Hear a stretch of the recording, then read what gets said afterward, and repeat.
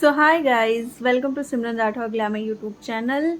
आज मैं आपको दिखाने जा रही हूँ आई शेडो पैलेट, जो कि बहुत ही अफोर्डेबल प्राइस में है और काफ़ी सारे शेड्स हैं और इसके बारे में पूरी डिटेल्स में आपको देखने को मिलेगा इस ब्लॉग में। So continue. Okay, continue. जब आप कोई चीज़ देखते हैं तभी आपको अच्छे से नॉलेज होती है, अदरवाइज नॉट पॉसिबल।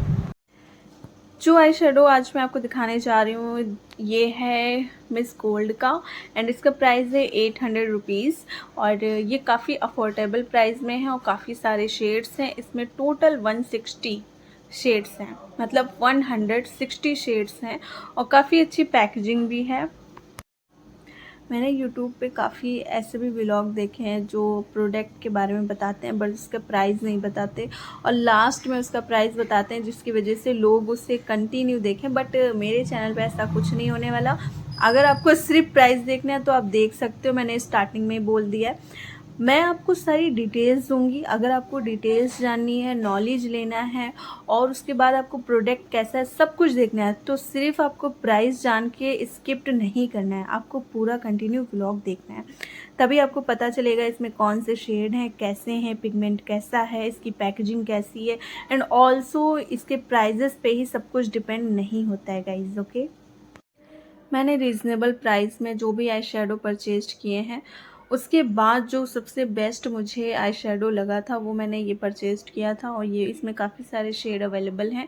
और जब मैंने इसे परचेज किया then I am satisfied because इसमें बहुत सारे मल्टी शेड्स हैं, ग्लिटर हैं एंड मतलब जेली फॉर्म भी है और मैट में भी है, हर तरीके का आई शेडो है। सो जब मैंने ये लिया था तब मुझे सेटिस्फेक्शन हुई थी और इससे पहले भी मैंने रीज़नेबल वाले भी कई खरीदे थे।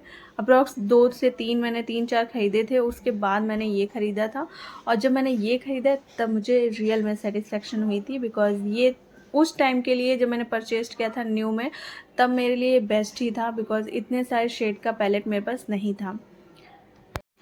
एंड गाइज, अगर बात करें मैंने इसे कहाँ से परचेज़ किया है, सो मैंने इसे अमेज़ॉन से परचेज़ किया है। और जैसा कि जो लोग मेरा व्लॉग कंटिन्यू देखते हैं, जितने भी मैं पोस्ट करती हूँ, कुछ ऐसे लोग हैं जो देखते हैं, मैंने देखा है कि 10-20 तुरंत व्यूज़ आ जाते हैं, तो वो लोग आई थिंक मेरे व्लॉग को देखते हैं और उन्हें ये पता होगा मैंने इससे पहले भी व्लॉग शूट किए हैं। सारे आई शेडो पैलेट जो भी मैंने अभी तक परचेज़ किए हैं वो सब कुछ शूट करके डाला हुआ है और ये मैंने सेपरेटली इसलिए डाला है क्योंकि किसी को ये होता है कि कोई भी एक पैलेट उन्होंने चूज़ कर लिया है नाम और फिर वो उसे सर्च करते हैं। सो फॉर द कंटेंट ये ज़रूरी है, सो मैंने इसे अलग अलग पार्ट में भी शूट किया हुआ है।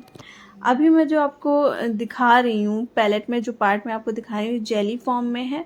इसके लिए आपको बेस रेडी करने की ज़रूरत नहीं है। जब आप आई मेकअप करते हो इसे बेस रेडी करने की कोई ज़रूरत नहीं है आपको। यहाँ पे मैंने कुछ मिसमैच हुआ था तो मैंने थोड़ा सा कट कर दिया वॉइस को। एंड कुछ लोगों ने मुझे कमेंट किया है सोशल साइट पे कि कभी कभी ऐसा होता है कि आपकी वॉइस बीच में कट हो जाती है और फिर डायरेक्ट आप स्टार्ट कर देते हो। मे बी शायद आप सही से अभी परफॉर्म नहीं कर पा रहे हो सकता है एडिटिंग नहीं हो पा रहा, लेकिन ऐसा नहीं है। एक्चुअल में क्या होता है, जब मैंने बहुत लंबा सा कुछ शूट कर लिया बोल के, ठीक है, वॉइस इसमें वॉइस क्लिप डाली, उसके बाद थोड़ा सा ऐसा हुआ कि मुझे कुछ चीज़ें चेंज करनी है, नहीं अच्छी लगी, तो वहाँ से जब मैं कट करती हूँ तो ऐसा हो जाता है कि यार मिसमैच लग रहा है। वो ऑटोमेटिक नहीं होता है, वो मैं ही करती हूँ। सो इस चीज़ को थोड़ा सा इग्नोर करें आप, ठीक है। एंड अगर मैं पूरी वॉइस क्लिप डिलीट करके फिर से एडिटिंग करूँ ना तो बहुत ज़्यादा टाइम वेस्ट होता है, जो कि मैं नहीं चाहती हूँ। इसलिए अगर थोड़ा सा कुछ गड़बड़ होता है तो मैं थोड़ा सा कट कर देती हूँ। उसमें थोड़ा बहुत ऐसा होता है अप डाउन लगने लगता है, बट ऐसा आप इग्नोर कर दो यार, इतना ज़्यादा थोड़ी ना होता है। इतनी अच्छी आवाज़ है मेरी, उससे एंजॉय करें। इतनी छोटी छोटी चीज़ें आप सोचेंगे तो फिर कैसे चलेगा। एंड जो बिगनर्स हैं और जो ये व्लॉग को देख रहे हैं, मैं उनके लिए एक सजेशन ये दूंगी, अगर सच में आपको बजट की बहुत ज़्यादा प्रॉब्लम है तो आप स्विस ब्यूटी के आई शेडो पैलेट ले सकते हैं, जो कि 200 से 3000 तक आपको मिलेंगे और आप कोई भी चूज़ करके अच्छा पैलेट परचेज कर सकते हैं। सो अगर सच में बजट की बहुत ज़्यादा दिक्कत है सो ये बिगनर्स के लिए बेस्ट है। आप इधर उधर के पैलेट कोई भी मत लीजिए, आप स्विस ब्यूटी में जाइए, वो अच्छा पैलेट है।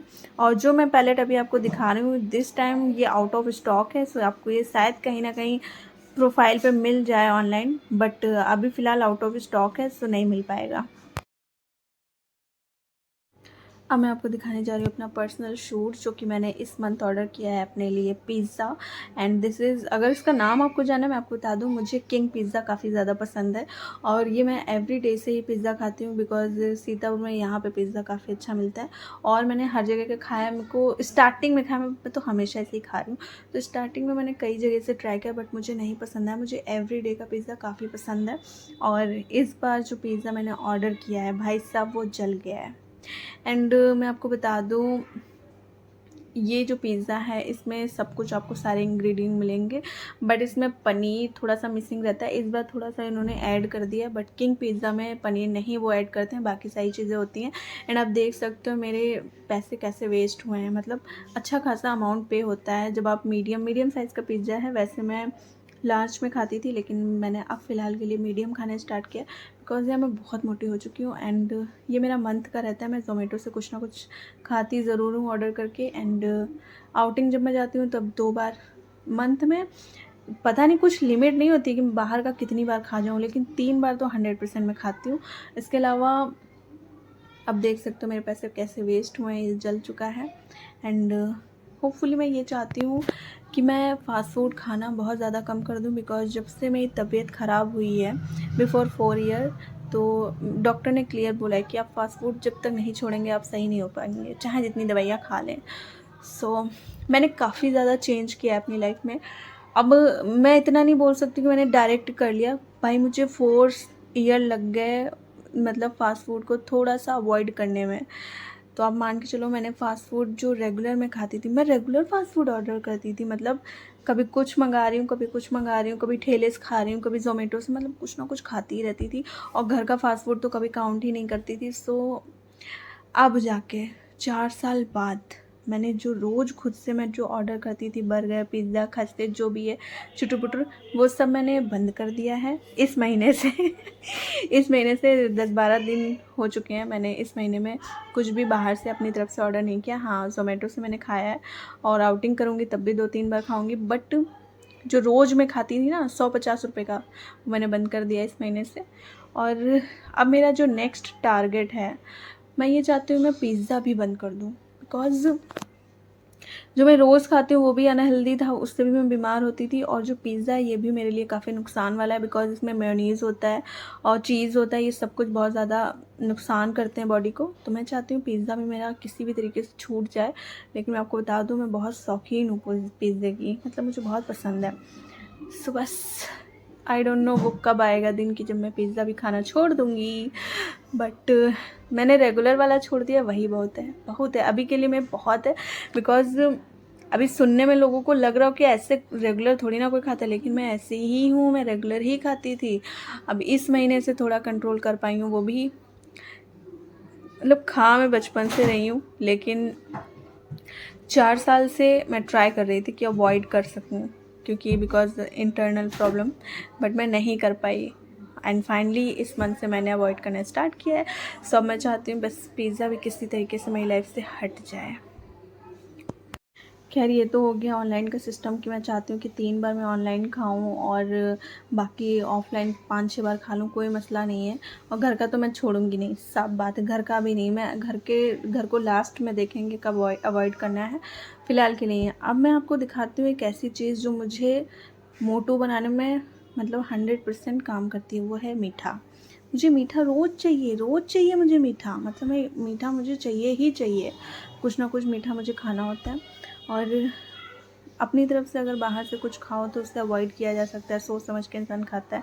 पर घर में, मेरे घर में हर तीसरे दिन मिठाई आ जाती है और फिर जब वो आ जाती है फिर मैं तो शौकीन हूँ मीठे की, फिर क्या है, फिर मैं जुट जाती हूँ, बस मुझे ये मिठाई का डिब्बा फिनिश करना है। फिर मैं जब मन आता है जिधर से घूम के आए मिठाई खा रहे, जिधर से घूम के मिठाई, यार हद होती है, मतलब हद होती है। और मेरे को ऐसा लगता है यार अगर मेरे हाथ में हो ना तो मंथ में सिर्फ 2 ही बार मिठाई के डिब्बे होने चाहिए घर पे। एक तो स्टार्टिंग में, फिर 15 दिन बाद।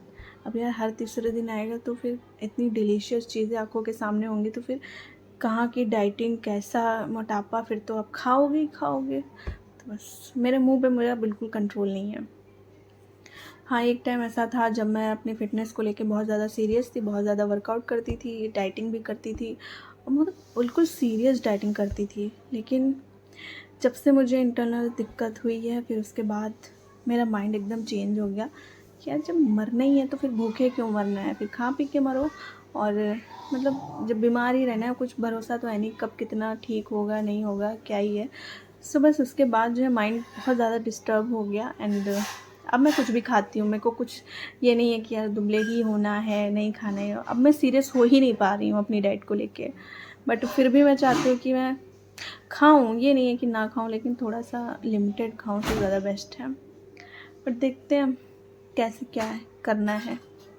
मेरी लाइफ की दो सबसे बड़ी प्रॉब्लम, एक तो रात को नींद नहीं आती है, सुबह उठती नहीं हूँ, और मुंह पे कंट्रोल नहीं है। बस ये दोनों बहुत बड़े मसले हैं। और ज़िंदगी में जो पर्सनल चीज़ें हैं इंटरनल और कुछ पर्सनल प्रॉब्लम्स, उसकी वजह से बस ये होता है कि यार मन भी नहीं करता इन चीज़ों पे फोकस करने का। बेसिकली क्या है तो इस टाइम मेरी ज़िंदगी जो चल रही है वो वेली चल रही है। जो दिल करे वो कर लो, खाने का मन करे खा लो, सोने का मन करे सो लो। एकदम किसी चीज़ की कोई फिक्र नहीं, कोई परवाह नहीं। मोटे हैं होने दो, बीमार हैं होने दो मतलब वेली ज़िंदगी चल रही है। और आज का ब्लॉग मेरा यहीं पे एंड होता है। एंड अगर गाइज आप लोग को मेरा ब्लॉग अच्छा लगता है then subscribe my YouTube channel and press bell icon for notification my all new blogs. Thanks for watching me. Bye guys.